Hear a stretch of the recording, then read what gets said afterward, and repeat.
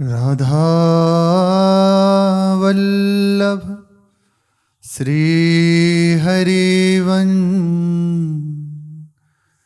राधा वल्लभ श्री हरिवंश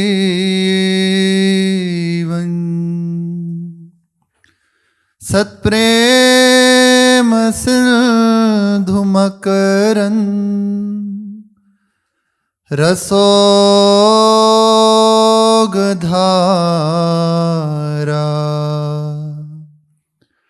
सारा नज श्रम भेता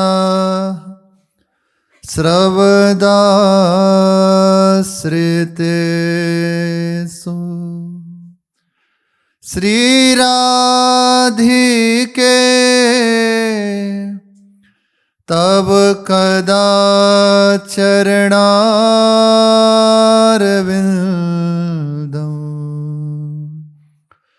गोविंद जीवन धनो सिरसा वहामि गोविंद जीवन धनो सिरसा वहामि। श्री राधा वल्लभ लाल की जय। महाप्रभु श्री हरिवंश चंद्रजू महाराज की जय। श्री वृंदावन धाम की जय। श्री हरिराम व्यास जी महाराज की जय। महामहिमाशाली श्री धाम वृंदावन वृंदावन धाम के रसिक त्रिवेणी श्री महाप्रभु हरिवंश चंद्र जी, श्री स्वामी हरिदास जी और श्री हरिराम व्यास जी महाराज, आप तीनों श्री महाप्रभु हरिवंश चंद्र जी हित सजनी जी के अवतार और श्री स्वामी जी महाराज श्री ललिता सखी जी के अवतार और श्री हरिराम व्यास जी महाराज श्री विशाखा सखी जी के अवतार। अत्यंत दुर्लभ महागोप्य रस। सेवक जी कह रहे हैं, जो रस सबन ते दूरी सो सब विश्व रही भरपूरी मूरी सजीवन कही दही। बिना इन सखियों के ये रस प्रकट नहीं हो सकता था, सर्वत्र होते हुए भी, पर इसका प्रादुर्भाव केवल प्रियाजू की अहेतु की कृपा और रसिक रूपी इन सहचरी जनों के हृदय में ये बात आना कि जीव के संसार के जीवों को भी ये दुर्लभ रस प्राप्त हो जाए, वे कृपालु हो गए और अवतरित हुए। अत्यंत गुप्त रस है, अपने जनों को कहने सुनने का अवसर मिल रहा है, उस मार्ग पे चलने का अवसर मिल रहा है, ये वास्तविक है। महाप्रभु संकेत में कह रहे, अलक्ष्यम राधाख्यम निखिल निगमे रप्यति तराम रसाम बोधे सारम किमपि। ये ऐसा नहीं, किमपि कोई सुकुमारम विजयते, किसी सुकुमार तत्व की जय हो। ये सुकुमार तत्व क्या है? इन सहचरियों की जो शरण आ जाते हैं वे जान पाते हैं। महारानी जो की हेतु कृपा से इन रसिकों का चरित्र श्रवण कथन करने का अवसर मिल रहा है और इनकी कृपा दृष्टि का स्पष्ट हृदय में जो जागरण होता है वह श्यामा श्याम से अपनापन हो जाना, प्रिया प्रीतम अपने लगने लगना, श्री जी से आसक्ति होने लगना। और जिसके हृदय में प्रबल आसक्ति, पूर्ण आसक्ति श्री महारानी जी के चरणों की हो गई, अब उसे श्री जी की प्राप्ति, इस रस की प्राप्ति, सहचरी पद की प्राप्ति वृंदावन रस की प्राप्ति दुर्लभ नहीं है। दुर्लभ है ये आसक्ति प्राप्त हो जाना, और जिन्हें रसिकों का संग प्राप्त हो गया है उनके लिए ये आसक्ति दुर्लभ नहीं है। हमें यदि सावधानी पूर्वक आवश्यकता है तो एक ही बात की कि रसिकों का संग ना छूटे, जो केवल कृपा से मिला है। ध्रुवदास जी कह रहे हैं, रे मन रसिकन संग बिनु रंच न उपजय प्रेम, या रस को साधन यह है और करो जिनी नेम। इस रस की प्राप्ति का केवल यही साधन है और यही साध्य है रसिक महापुरुष। इसके सिवा कुछ और आप कितने भी साधन कर लीजिए, कुछ कर लीजिए, ये रस प्राप्त नहीं हो सकता। जिसकी जो वस्तु होती है ना वही दे सकता है। आपके पास खूब धन है तो आप बांट सकते हैं, और है ही नहीं, बातें करो तो क्या होगा। जिनके पास जो वस्तु है वो दे सकता है। ये रसिक महापुरुष जन ऐसे पारस हैं कि जो इनकी शरण में आ जाए उसका स्पर्श करके उसे पारस बना देते हैं। स्वर्ण नहीं बनाते, ये सीधा पारस बना देते हैं, आप समान कर लेते हैं, अर्थात सहचरी स्वरूप प्रदान कर देते हैं, अधिकारी बना देते हैं सहचरी स्वरूप देने का। कि अब 84 जी की फलश्रुति में है ना, सखी सुख के अधिकारी। इसमें दो भाव है। पहला कि सहचरी पद की प्राप्ति हो जाती है, ये अधिकार उन्हें प्राप्त हो जाता है, और दूसरा सहचरी पद देने वाले वो हो जाते हैं जो 84 जी का गान करते हैं। जैसे रूप लालित प्रीति सो जो 84 गए, जो 84 जी का गायन करते हैं स्वयं अधिकारी, और दूसरों को उस रस का अधिकार देने वाले हो जाते हैं। तो ये रसिक महापुरुषों की कृपा से ही संभव है। यही रसिक महापुरुषजन हम पर करुणा करने के लिए प्रकट हुए हैं, जो किसी भी तरह प्राप्त नहीं हो सकता। उस रस को देने के लिए इनका जीवन चरित्र का श्रवण कथन चिंतन हमारे हृदय में निश्चित श्री श्यामा श्याम की आसक्ति प्रदान कर देगा। प्रिया प्रीतम अत्यंत प्रसन्न होते हैं, बहुत प्रसन्न होते हैं जब उनके प्रेमी जनों की बात होती है ना। और यदि रुचि हो, प्रीति हो उसमें, सुनने वाले के हृदय में, कहने वाले के हृदय में, फिर विशेष लाभ होता है। अब उसके हृदय में प्रेम की, आसक्ति की विलंब नहीं रहती, बहुत कृपा का अनुभव होता है। जिन्होंने विपत्ति पड़े तो प्रिया प्रीतम को मत पुकारो, उन्हें खेलने दो, सुकुमार हैं, रसिकों को पुकार लो। नावाजी ने अपने गुरुदेव की सेवा में थे, कहीं गए नहीं, कुछ किया नहीं, बस पंखे की हवा ऐसे कर दी तो जहाज निकल गया समुद्र से। न श्री उनके आराध्य देव श्री सीताराम जी उनको आना पड़ा। क्यों? क्योंकि वे अपने सुख में विराजमान हैं। गुरुदेव उनके विराजमान है सेवा में, उन्हें भी नहीं सेवा से विक्षेप हुआ, हो गई बात। सर्व समर्थ है, अपनो परण विसार भगत को पूर्ण परण निभाऊं। भक्तजन कह देना, इसलिए भगवान कह रहे हैं। गीता जी में एक श्लोक है, क्षिप्रम भवति धर्मात्मा, मतलब विशेष पापी, इसलिए शब्द का यहां उच्चारण प्रभु कर रहे हैं। क्षिप्रम भवति धर्मात्मा, उसे शाश्वत शांति निगच्छति, शाश्वत शांति प्रदान हो जाती है। प्रभु कह रहे हैं ये बात है ना। अगली पंक्ति में कहा, कौनते प्रतिजान ही नामे भक्ता प्रणश्यति। ये बात कहने की आवश्यकता थी नहीं, पर कह रहे हैं एक महापुरुष के भाव कि अर्जुन तुम प्रतिज्ञा कर लो और निश्चित मानो मैं अपनी बात टाल सकता हूं, भक्त की बात नहीं टाल सकता। इसलिए यहां यह संबोधन है कि मेरे भक्त का कभी विनाश नहीं होता, परिस्थिति कैसी भी जीवन में आ जाए, ऐसा समझ ले भगवान उसे ऐसी जगह स्थित करना चाहते हैं कि कोई स्पर्श नहीं कर सकता।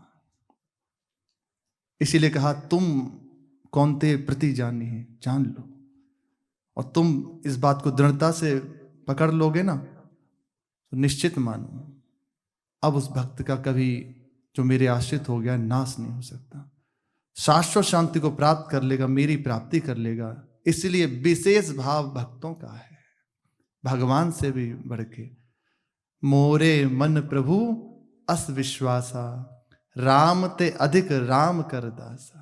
भगवान से बढ़ के भगवान के जन हैं, जिन्हें भक्तों से प्रीति हो गई, भक्त चरित्रों से प्रीति हो गई, जिन्हें इनकी सेवा करने की लालसा हृदय में जागृत हो गई, अब निश्चिंत होकर बैठे। हरिराम व्यास जी की वाणी में कि प्रिया प्रीतम के बल से सो जाए, प्रिया प्रीतम आ जाएंगे, क्योंकि उसने भक्त का आश्रय ले लिया। कोई बात ऐसे ही नहीं है, ये वास्तविक बात है। श्री महाराष्ट्र के संत, जिन्होंने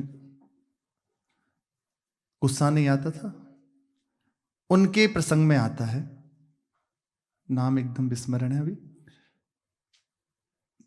त्रिलोचन जी, एकनाथ जी महाराज, एकनाथ जी के प्रसंग में आता है। नित्य सत्संग वहां होता था और उन्हें ना गुस्सा और बहुत महिमाशाली। तो वहां साधु परिकर उनके समीप भी रहते।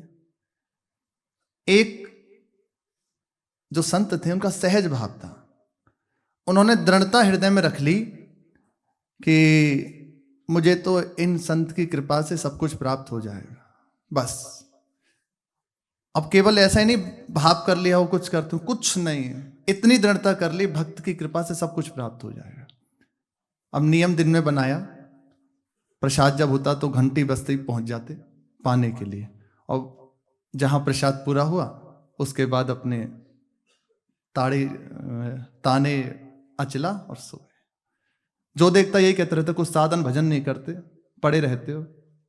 मतलब ये प्रेरणास्पद नहीं है सबके लिए। सोचा कि आज से छोड़ा साधन भजन, बस बता रहे हैं विश्वास क्या होता है। अगर इस कोटि का विश्वास है तो बस चाहे जैसे रहो, इस कोटि का भाव आ जाना, इस कोटि का विश्वास आ जाना, अगर ये है फिर प्रश्न नहीं। तो हृदय में दृढ़ता उनके हृदय थी कि मेरे तो संतजन सब कुछ है, इनकी कृपा से मुझे सब प्राप्त हो जाएगा, और बस प्रसाद पाया और सो जाते। कई बार संकेतन कहते खाते और सो जाते हो, कुछ तो सेवा किया करो, कम से कम नियम तो कर लिया करो जो गुरु का दिया हुआ नियम है।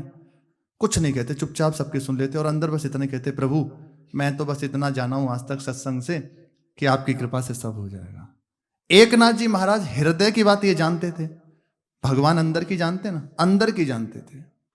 तो एक बार सत्संग होना था, श्री एकनाथ जी महाराज का स्वास्थ्य कुछ बिगड़ा, तो बात हुई अब सत्संग कौन करेगा। तो कहा आपके पुत्र हैं या अमुक हैं ऐसा, बोले नहीं नहीं अभी वे योग्य नहीं है। फिर कहा महाराज जी फिर तो आज सत्संग नहीं होगा। होगा सत्संग, क्यों नहीं होगा। वे जो ऐसी कहा, देखे देखो वो जो लेटा है ना उसे बुला के लाओ। क्या प्रभु कभी आज तक इसको पढ़ते नहीं देखा, कुछ कभी गलती से पढ़ा हो ऐसे भी नहीं देखा, हम बस खाता है और सोता रहता है। बोले नहीं नहीं बुला के लाओ। गए कि चलो तुम्हें महाराज जी बुला रहे हैं। उनको बुलाया, वो आए, प्रणाम किया, बोले बैठो आसन में। उन्होंने कहा ठीक जैसे। अब उनकी तो बस ये था, ये चाहे तो क्यों नहीं करा सकते। बैठ गए और शांत हो गए कि चलो बोलना प्रारंभ करो। संपूर्ण शास्त्र हृदय में स्फुरित हो गए, श्यामा श्याम का अनुभव हो गया, शब्द ब्रह्म का अनुभव और परम ब्रह्म का अनुभव तत्काल हो गया। उनकी कृपा दृष्टि से विश्वास दृढ़ हो गया हृदय में कि संत की कृपा से मुझे सब कुछ प्राप्त हो जाएगा। भरोसा कर ले, मोते अधिक भक्त जिय जाने, संत जिय जाने। इसलिए विशेषता है संतों की, भगवान से भी बढ़ के विशेषता है। कैसी भी बात हो जाए, भक्त की ओट हो जाए, भगवान क्षमा कर देते हैं और कभी देखते नहीं मेरे भक्त का आश्रय लिया हुआ है। बड़ी बड़ी दिखाई जाती हैं जीवन में जैसे भक्तों के, तो कभी नहीं देखा, केवल उससे मेरा है बस, और बढ़ा दिया। श्री हरिराम व्यास जी का पावन प्रसंग चल रहा है।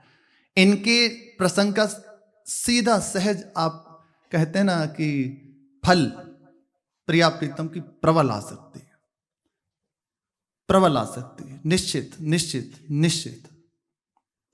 ऐसा ही है। निश्चित उस प्रिया प्रीतम की प्रबल आसक्ति, और जिनके हृदय में प्रिया प्रीतम की आसक्ति हो जाती है ना, अब उन्हें प्रिया प्रीतम दूर नहीं रहते। महापुरुषों के वचन है, पूर्ण आसक्ति ही पूर्ण प्राप्ति है। जिस दिन आपके हृदय में पूर्ण आसक्ति केवल प्रभु से हो जाएगी, तत्काल साक्षात्कार हो जाएगा। आसक्ति की अभी हमारे बंटवारा है, कुछ शरीर में, कुछ प्रभु में, कभी संसार में, बहुत जगह है। इसी को कह रहे हैं सबकी ममता ताग बटोरी, और ये होती है संतों की कृपा से। इसलिए प्रभु ने हमें बड़ा दुर्लभ अवसर दिया है, नित्य सत्संग का लाभ, महापुरुषों का संग, और बार बार हमारी संभाल भी करते हैं। श्री हरिराम व्यास जी भक्तों को ही अपना परम इष्ट मानते हैं। पूरा जीवन विशेष रूप से भक्तों की आराधना करी। अनन्यता जैसे आता है प्रश्न कि हमारी अनन्यता में बाधा हो जाएगी और ऐसा ऐसा, अरे भैया किस बात की, हम एकदम सहज भाव में कह रहे हैं। प्रभु को छोड़कर, प्रभु के जनों को छोड़कर संसारी जन की ओर दृष्टि रखना, अपनी बुद्धि का, अपने गुणों का विशेष महत्व रखना, ये ठीक है?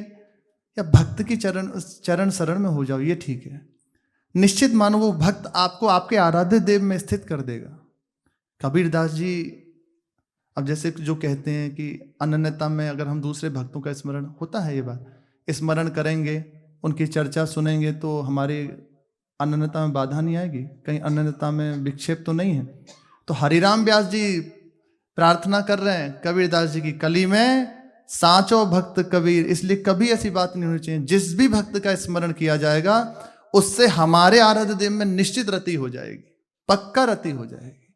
संतों की सेवा से प्रभु के चरणों में विशेष रति हो जाती है। पूरा जीवन श्री हरिराम व्यास जी ने भक्तों को ही दुलार किया, उनकी सेवा करी, उन्हें ही अपना इष्ट माना। भोग भी यदि लगाते थे ना ठाकुर जी का संतों को पवाने के लिए, कि संतों के इष्ट श्री ठाकुर जी हैं, पर हमारे इष्ट तो श्री संत जन हैं, इसलिए भोग लगाते थे। आज यही प्रसंग है। हरिराम व्यास जी की सर्वत्र ख्याति हो गई कि वे भक्तों को ही अपना इष्ट मानते हैं, अपना देवी देवता भाई बंधु सब कुछ भक्तों को ही मानते हैं, संतों को ही मानते हैं। तो एक महंत जी के हृदय में बात आई कि परीक्षा लेनी चाहिए। भगवान भेजते हैं, जिस निष्ठा से आप युक्त होगे पक्का उसकी परीक्षा होगी। उन्होंने कहा कि चलते हैं और देखते हैं उनकी निष्ठा की। वास्तविक बात है कि केवल कही सुनी बात है। और बहुत बड़ी मंडली जमात लेकर वृंदावन आए, श्री हरिराम व्यास जी के समीप पहुंचे। हरिराम व्यास जी तो देखते ही प्रसन्न हो गए, आहा कि आज तो अहो भाग्य है, भक्तों का दर्शन हुआ, बड़े सौभाग्य है। संतन को आवत निरखी लीजिए कंठ लगा, हितसों भोजन दीजिए सादर शीस नवाए। अरे सब बात बन गई। देखते ही बड़े प्रसन्न हुए, कंठ से लगाया और सबको बिठाया। श्री प्रियादास जी कह रहे हैं, गायो भक्त इष्ट अति सुनी के महंत एक, लेन को परीक्षा आयो संग संत भीर है।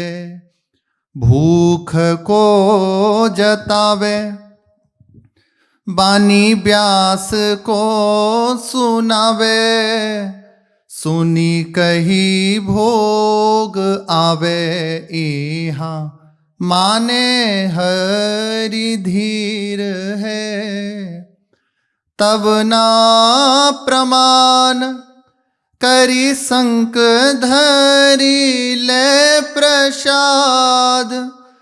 ग्रास दोए चार उठे मानो भई पीर है। पातर समेट लई शीत करी मुको दई।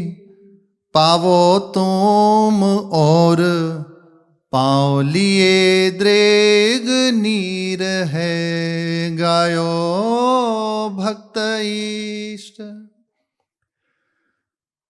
महंत जी के हृदय में था कि हरिराम व्यास जी की बात ये सत्य भी है कि ऐसी कही हुई है।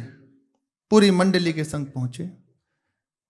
हरिराम व्यास जी ने सबको आसन दिया, सबका चरणोदक लिया और बिठाया। सब अपने स्थान बैठे। अब महंत जी को परीक्षा लेनी थी तो बार बार कहते अरे बहुत भूख लगी है, बहुत भूख लगी है, जल्दी प्रसाद लेकर आओ।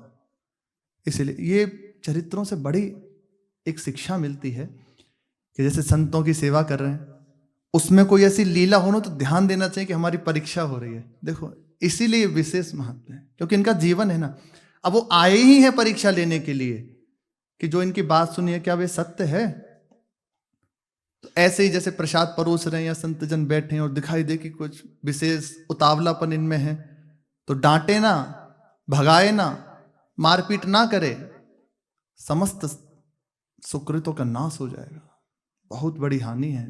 भावना भी ना बिगाड़े, बस अंदर से कि प्रभु ने आज मेरी परीक्षा के लिए इन्हें भेजा है, तो प्रभु आप ही इस परीक्षा में उत्तीर्ण कराना, बस प्रभु से जुड़ जाए।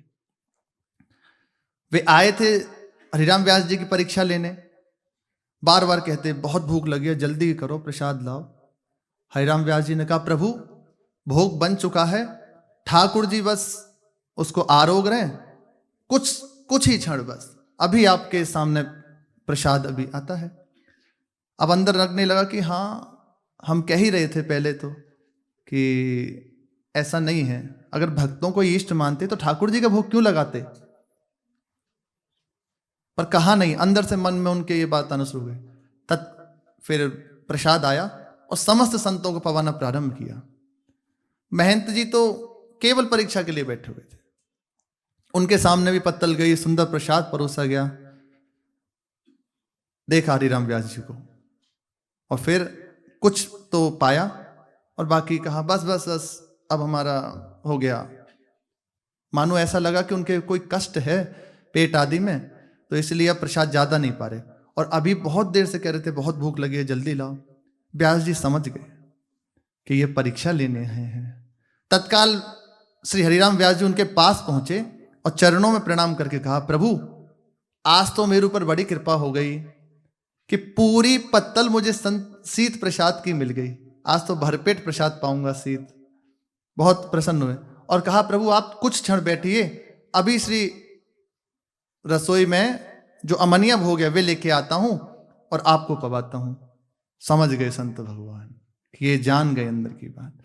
तत्काल एक पत्तल लाई और अमनिया भोग रखा और कहा प्रभु मेरे आराध्य देव तो केवल संत हैं, आपके आराध्य श्री ठाकुर जी हैं, आप प्रसाद ही पाएंगे, इसलिए मैंने भोग लगाया, इसीलिए हम भोग लगाते हैं, नहीं तो आप पाएं जैसे आपको रुचि लगे। हमारे हृदय की बात तो बस इतनी है, हमारे आराध्य संत जन हैं, आपके सुख के लिए ठाकुर जी का भोग लगता है। अगर आप ना चाहो तो बिल्कुल नहीं। तत्काल पत्तल दी, अब पाइए। नेत्रों में आंसू आ गए और नतमस्तक हो गए। हरिराम व्यास जी ने हृदय से लगाया, बस जान गए कि वास्तविक बात है, परम इष्ट इनके भक्ति ही हैं। जब उनको पता चला कि ऐसी बात है तो नेत्रों में अश्रु भर लिए और हरिराम व्यास जी से कहा हम आए ही थे इसीलिए आपकी परीक्षा लेने के लिए, पर जान गए कि जो आपके विषय में कहा गया है वे सत्य है। आगे श्री प्रियादास जी कह रहे हैं भय सूत तीन बाट निपट नवीन कियो, एक और सेवा एक और धन पर्यो है। ये प्रसंग बहुत प्रेरणास्पद है। वैसे तो प्रत्येक चरित्र प्रत्येक बात ही महामहिमाशाली है, पर नवम नवम इसमें भी देखो एक अद्भुत शिक्षा कि संतजन आपके सामने हो सकता है कोई लीला करे तो आपको यही देखना मेरी परीक्षा हो रही है, और वैसे ही उनको ऐसा नहीं तिरस्कार कर दें कि कोई घटी बड़ी भाव हो, नहीं, खूब उनके प्रति भाव बना के रखें। और आगे इसमें है उपासना की दृढ़ता। ये तो हो गई संत निष्ठा की बात, और आगे जो इस छंद में कह रहे हैं कि उपासना में जिसने अपना चित्त लगा दिया, आगे देखो क्या उसे प्राप्त हो जाता? जहां से हमारा प्रसंग हुआ था कि रसिकों का संग और उनकी कृपा से इस रस की प्राप्ति। वहीं श्री प्रियादास जी कह रहे हैं, एक और धन धर्यो है, तीसरी जूठोर, श्याम बंदनियों छाप धरी, करी ऐसी रीति देखी बड़ो सोच पर्यो है। एक ने रुपया लिए, एक ने किशोर जू को, श्री किशोर दास भाल तिलक ले कर्यो है। छापे दिए स्वामी हरिदास निसी रास कीनो, वही रास ललितादि गायो मन हर्यो है, गायो मन हर्यो है। श्री हरिराम व्यास जी के 3 पुत्र थे। प्रथम का नाम श्री रासदास, द्वितीय पुत्र का नाम विलास दास और तृतीय पुत्र का नाम श्री किशोर दास। हरिराम व्यास जी के हृदय में बात आई कि मेरे पास जो संपत्ति है, बाहरी संपत्ति, धन वैभव आदि, जो मेरे ठाकुर जी, दंपति संपत्ति और एक तिलक माला, ये 3 उन्होंने उसके बंटवारे किए। संपूर्ण संपत्ति के 3 बंटवारे किए। जुगल किशोर ठाकुर विराजमान है, उनकी सेवा, और जो धन है उसको एक स्थान पर रखा और एक जगह रखा वृंदावन की रज, कंठी, ये। और तीनों पुत्रों से कहा कि जिसको भी जो चाहिए ले सकता है, हमारी तरफ से ऐसा नहीं कि आप ये लीजिए, आप ये लीजिए, आप तीनों को जो रुचि ले सकता है। तो सब शांत खड़े थे। प्रथम पुत्र श्री रासदास जी, उनकी सेवा ही थी व्यवहार की, तो उसमें धन की जरूरत होती है। उन्होंने धन ले लिया ताकि संत सेवा हो सके, ठाकुर जी की सेवा हो सके, उसके लिए धन की आवश्यकता है। अब बची 2 चीजें, श्री जुगल किशोर ठाकुर जी की सेवा और कंठी माला छाप। तो द्वितीय पुत्र श्री बिलास दास जी, इन्होंने ठाकुर जुगल किशोर की सेवा ले ली और अब बची कंठी माला, तिलक छाप। श्री किशोर दास जी ने अत्यंत प्रसन्न होते हुए उसे लिया और तत्काल मस्तक पर तिलक किया, गले में कंठी बांधी और चरणों में हरिराम व्यास जी के पड़ गए। कहा, प्रभु ऐसा भाव नहीं है मेरे हृदय में कहीं भी कि बड़े भाई ने धन ले लिया, द्वितीय भाई ने श्री ठाकुर जी ले लिया, इसलिए मैं ले रहा हूं। मैं, अगर आप प्रथम में भी मेरे से कहते तो मैं यही लेता, क्योंकि मेरे हृदय की आंतरिक भावना ही ये थी, पर मैं संकोच बसा कि बड़े भाई खड़े हैं इसलिए नहीं लिया। ऐसा नहीं है कि धन नहीं है या ठाकुर जी की सेवा नहीं है तो इसलिए ले रहा हूं, नहीं, मेरी अंदर से रुचि यही थी कि मैं इसको लूं। व्यास जी बड़े प्रसन्न हुए, गले से लगाया और उन्हें लेकर श्री स्वामी जी के पास गए। रसिक अनन्य श्री स्वामी हरिदास जी महाराज उनके समीप पहुंचे और उनसे श्री किशोर दास जी को दीक्षा दिलाई। श्री हरिराम व्यास जी ने स्वामी जी से श्री अपने तृतीय पुत्र किशोर दास जी को दीक्षा दिलाई। श्री स्वामी जी ने कंठी बांधी और उपासना पद्धति बताई, मंत्र दिया और बताया कैसे रहना है। अब जो मुख्य बात आई, स्वामी जी ने वैराग्य दे दिया, सेवा दी और उपासना पद्धति संपूर्ण समझाती है। गुरु के जब आश्रित हुआ जाता है तो करुणा करके वे यही देते हैं, मंत्र देते हैं, उपासना पद्धति देते हैं, श्री ठाकुर जी की, श्री जी की, संतों की सेवा देते हैं। यहां से बात है। अब प्रायः हमारे हृदय में प्रश्न होता ही है कि मुझे कैसे साक्षात्कार होगा, कैसे मुझे श्री जी मिलेंगे, क्या करूं, किसके पास जाऊं, कौन सा साधन करूं। कुछ नहीं करना,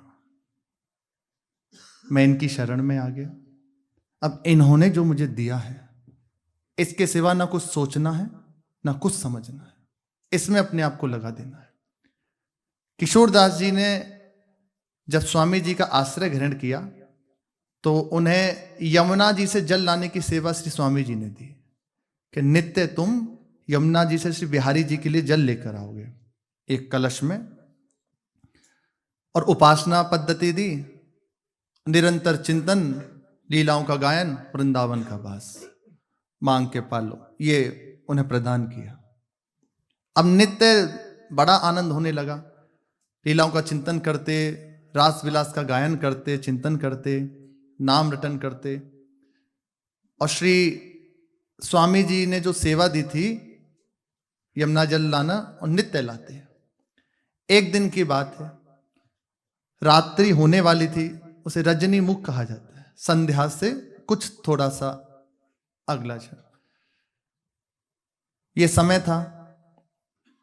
श्री स्वामी जी से आज्ञा लेकर श्री किशोरदास जी जल लेने गए, और जल लेने गए धीर समीर के पास, पंचशीवट धीर समीर।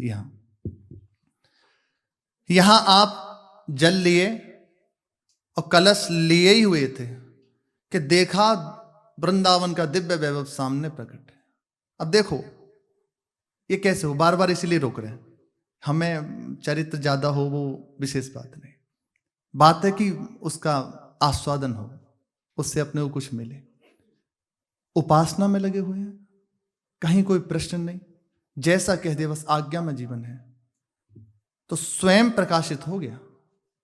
लीलाओं का गायन, चिंतन, जो सेवा मिली है सेवा, गुरु सेवा, और जो उपासना है उपासना में लगे, धाम में जो प्राप्त हो जाता है उसे पा लेते हैं। तो देखा धीर समीर पे दिव्य शोभा, और उसमें देख रहे हैं श्री श्यामा श्याम अनंत सखियों के मध्य में नृत्य कर रहे हैं। तत्काल श्री किशोरदास जी के हृदय में वाणी स्फुरित हुई, और उसी रास में उन्होंने पद गायन किया। लाल लटकंता यौवन मंता, खेलत रास अनंता, जमुना तीर भीर जुवती न की, मध्य राधिका कंता, मध्य राधिका कंता, लाल लटकंता यौवन मंता, खेलत रास अनंता, एकनिके कर कंज कपोलनी, परिरंभण देत हसता,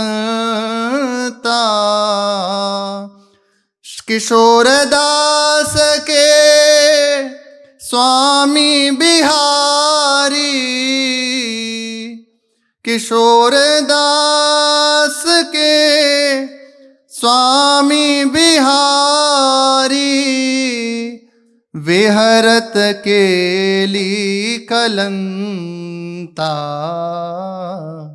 विहरत केली कलंता, विहरत केली कलंता, लाल लटकंता यौवन मंता, खेलत रास अनंता। देखा धीर समीर के समीप दिव्य रास हो रहा है, अनंत सखी परिकर है, और मध्य में श्री श्यामा श्याम है। बड़ा रस में संबोधन है, लाल लटकंता, लटकते हुए श्री श्यामा श्याम, यौवन मंता, सब भाव की भावना में ही समझना। नवीन अवस्था, नवीन वयस, श्री श्यामा श्याम समस्त सखियां नवीन नवीन अवस्था से युक्त हैं, और अत्यंत सौंदर्य, माधुर्य, लावण्य इससे युक्त हैं। अनंत खेल हो रहा है रास में। एक के हाथ में कमल है, श्री लाल प्रियाजू के, और लालजू आलिंगन करते हैं, चिबुक को स्पर्श करते हैं। श्री किशोर दास जी कह रहे हैं, किशोर दास के स्वामी बिहारी विहरत के लिए कलंता। ऐसा अनुपम विहार करते हुए श्री बिहारी बिहारी जो विहरण कर रहे हैं, यहां तो ये पद गायन कर रहे हैं श्री किशोर दास जी, और इधर श्री हरिराम व्यास जी, श्री स्वामी जी इसी लीला का चिंतन में है। उन्होंने देखा कि कोई नया उपासक किशोर दास नामक, ये कौन है? हरिराम व्यास जी के हृदय में बात आई, ये कौन है किशोर दास नामक एक जो उपासक हैं? कौन ये नए कवि हैं जिनका ऐसा अद्भुत पद है? श्यामा श्याम बड़े प्रसन्न हो रहे हैं इस पद को सुनकर, बहुत प्रिया प्रीतम प्रसन्न हो रहे हैं। श्री हरिराम व्यास जी तत्काल स्वामी जी के पास पहुंचे और जिज्ञासा करी, प्रभु ये नवीन कवि कौन है? इसकी छाप को सखियां गा रही हैं, ललितादि सखियां गायन कर रही हैं, कौन है ये? स्वामी जी मुस्कुरा दिए, मतलब व्यास जी ये कोई और नहीं, आप ही के पुत्र श्री किशोर दास हैं, उन्हीं का पद गायन हो रहा है। बड़े प्रसन्न हुए श्री हरिराम व्यास जी। तो ऐसे अपने संपूर्ण संपत्ति का बंटवारा, एक को धन, एक पुत्र को ठाकुर जी की सेवा, और एक को तिलक छाप श्याम बंदनी, ये श्याम बंदनी है, और ये चंदन, इसको श्याम बंदनी कहते हैं। श्री, इसको श्री भी कहते हैं ये, और फिर ऊपर जो चंदन लगाते हैं, महाप्रभु कह रहे हैं ना, श्याम बंदनी बिहार चंदन लेनो, तो ये श्याम बंदनी है श्री। और यहाँ ये चंदन प्रसादी जो अपने लगाते हैं, अभी तो हमारे नहीं है, सुबह श्री जी के लगाते हैं, वे श्याम बंदनी बिहार चंदन है। तो एक, और गले में कंठी, बंदनी का अर्थ होता है कंठी, कंठी तिलक, ये प्रदान किया। और इसका फल तत्काल स्वामी जी की आज्ञा उपासना में लगने से उन्हें ऐसी स्थिति प्राप्त हो गई, कुछ नहीं करना पड़ा। हम तो बार बार बस इसीलिए कह रहे हैं, केवल ऐसा चलो, ऐसे कहो, करो, हो गई बात, श्यामा श्याम सामने हो गए। क्योंकि ये उनकी निधि है, वे जिसे चाहे उसे दे सकते हैं। इसीलिए कहते हैं बच्चा बन जाओ। बच्चे को कुछ अपना बुद्धि विवेक नहीं लगाना पड़ता, उससे तो कहते हैं यहाँ बैठ जाओ, बैठ गए, ये खाना को दे दिया, खा लिया, पहना दिया, पहन लिया, बस इतनी आवश्यकता है। ये रस ललिता आदि सखियों की कृपा से ही टिक पाता है, नहीं तो स्वामी जी की आश्रित श्री भगवत रसिकदेव जी कह रहे हैं, जो सुरसरी नीर नवधा सखी उपासना, ललिता सखी उपासना है सिंघनी को छीर, है सिंघनी को छीर रहे कुंदन के बासन, के बच्चा के पेट और घट करे विनाशन। क्या बच्चा, या तो सिंघनी का दूध स्वर्ण के पात्र में टिकता है, या फिर केवल उसका शिशु जो शावक है सिंघनी का, दूसरा कोई नहीं जो उसको सहन कर सके। ऐसा आता है वर्णन, यदि चट्टान पे गिर जाए ना, चट्टान फट जाती है सिंघनी का दूध से। केवल स्वर्ण का पात्र, तो स्वर्ण के पात्र तो नहीं बन सकते, क्योंकि ललिता विशाखा आदि सखियां ही ये स्वर्ण के पात्र हैं। बच्चे बन सकते हैं, हमारे श्यामा श्याम, हमारे वृंदावन धाम, हमारे वृंदावन के जन, सब ये तो आ सकता है। इतनी बात तो हो ही सकती है, मेरे प्रिया प्रीतम ललिता विशाखा आदि सखियां हमारी हैं, बस हमारा परिवार है, बस अब कहीं नहीं। आन मिले परिवार आपनो, हरि असी कंठ लगायो, भाग परो वृंदावन पायो। ये महापुरुषों ने एकदम सूक्ष्म बात पकड़ी और सहज में अपने जनों को दे रहे हैं। बस इसीलिए इस चरित्र के लिए कह रहे थे विशेष है, कुछ संशय करने की आवश्यकता नहीं। हमसे जैसे एक आध बार किसी से बात हो तो वो कहते हैं कि हृदय में हो रही कैसे, तो बस ये बात खास कर ले, इसको पकड़ ले, गुरु की दी हुई आज्ञा उपासना में बस रात दिन लगे रहो, कुछ नहीं करना, मन ठीक हो जाएगा, हृदय ठीक हो जाएगा, सब ठीक हो जाएगा, श्यामा श्याम सामने आ जाएंगे। श्री पंडित रामकृष्ण बाबा के जीवन चरित्र में आता है, उनके गुरुदेव ने आज्ञा करी जाओ गोपाल मंत्र का अनुष्ठान करो, तो राघव पंडित जी की गुफा में गिरिराज जी वहां अनुष्ठान करने लगे। 8 दिन तक कुछ खाया, फिर उसके बाद छोड़ दिया, फिर जल लेकर रहने लगे, कुछ दिन बाद जल भी छोड़ दिया। 16वें दिन प्रिया प्रीतम नेत्रों के सामने आ गए। तो पूछा श्री जी ने कि बता बाबा कहा चाहिए? कहा मैं तो कुछ जानता नहीं, क्या मांगू? गुरुजनों की आज्ञा से भजन में लगा हुआ हूं, उन्होंने आज्ञा करी इसलिए भजन कर रहा हूं, मैं तो मांगना जानता नहीं। हाँ, आप दोनों सुखी रहो बस। तो श्री जी ने अपना कर कमल से मस्तक फिराया और अंतर ध्यान हो गए। बाबा को आज भी मुकुटमणि ब्रज का माना जाता है। महान समस्त उपासक, हर संप्रदाय के उपासक बाबा के शरण में जाकर बैठते और बाबा उन पर कृपा दृष्टि करते। श्री रमेश बाबा जी के गुरुदेव ने श्री प्रियाशरण जी महाराज निम्बार्क संप्रदाय से थे और बाबा की शरण में रह के भजन पद्धति सीखी महापुरुषों की। और कैसे? बस गुरु की बात को मान लिया, अपने जीवन को उनके चरणों में समर्पित कर दिया। शेष चर्चा आगे। श्री राधा वल्लभ लाल की जय।